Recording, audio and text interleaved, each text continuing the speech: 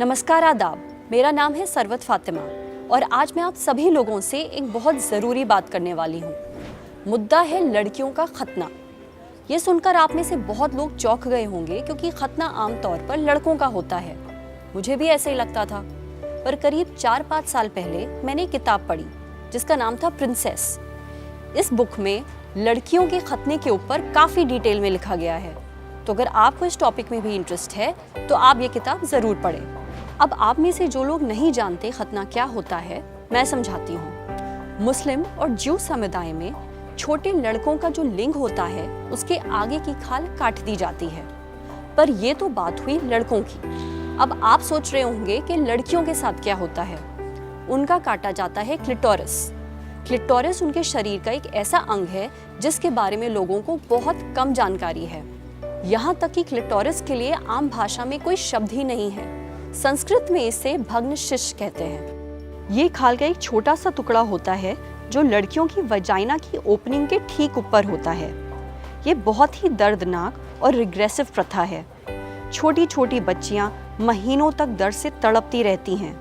उनको पेशाब करने में बहुत तकलीफ होती है। अलग अलग प्रकार के इन्फेक्शंस हो जाते हैं, सिस्ट हो जाता है। यहाँ तक कि जब वो बच्चे को जन्म देने वाली होती हैं तो उन्हें काफ़ी कॉम्प्लिकेशंस का सामना करना पड़ता है। अब जब इस प्रथा के इतने सारे नुकसान हैं तो इसे करते ही क्यों हैं? वजह सुनकर आपको और भी अजीब लगेगा। ऐसा माना जाता है कि अगर लड़कियों को क्लिटोरिस काट दिया जाए तो वो सेक्सुअली एक्साइट नहीं होंगी, उनका सेक्स करने का मन नहीं करेगा, शादी से पहले वो वर्जिन और प्योर रहेंगी। यहाँ तक कि क्लिटोरिस को हराम की बोटी भी कहा जाता है। क्या लड़कियों का सेक्स करना इतनी बुरी बात है कि उन्हें इतनी क्रूअल प्रैक्टिस से गुजरना पड़े, इतनी तकलीफ झेलनी पड़े? लड़कों के लिए ये सब किसी देश में नहीं किया जाता।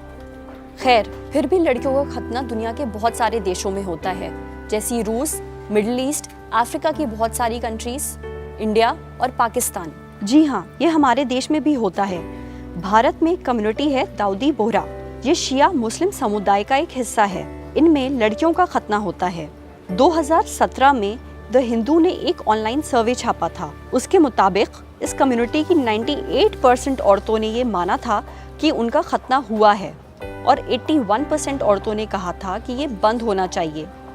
एक महिला है मासूमा रनाल्वी। जब वो छोटी थीं तो उनका भी खतना हुआ था, ठीक उसी तरह। हाल में ही मासूमा ने हमारे प्रधानमंत्री श्री नरेंद्र मोदी को इस बारे में एक चिट्ठी भी लिखी है। वो चाहती हैं कि मोदी इस प्रथा को खत्म करने में महिलाओं की मदद करें। सबसे डराने वाली बात यह है कि यूनाइटेड नेशंस ने ये माना कि अगर खतने पे कोई रोक नहीं लगी तो 2030 तक 68 मिलियन लड़कियों का खतना हो चुका होगा और ये उनके ह्यूमन राइट्स का वायलेशन है, उसका उल्लंघन है।